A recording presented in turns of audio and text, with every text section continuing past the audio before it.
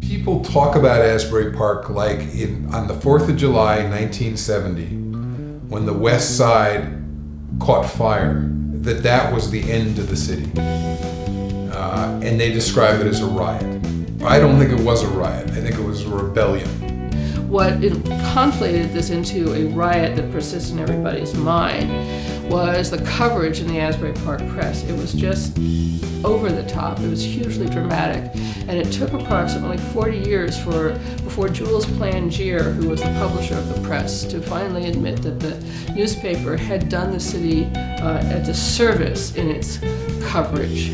I'm willing to bet that there's not a stretch of ocean front property anywhere in this state, or maybe even up and down the eastern seaboard, that's had more problems than Asbury Park.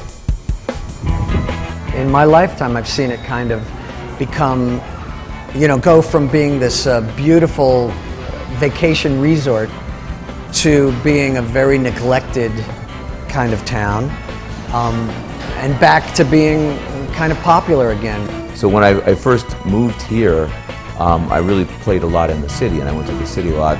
But what was great and amazing to me, that I discovered that there was this vibrant music scene on the Jersey Shore, and I became very much a part of that. And I know a lot of other musicians kind of say the same thing.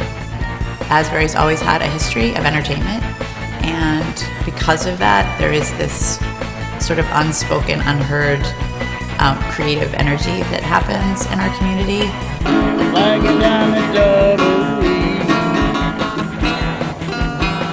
Quite quickly, I started to learn about Asbury's history, its entertainment history, and like many other unsuspecting people, I got sucked into Asbury Park.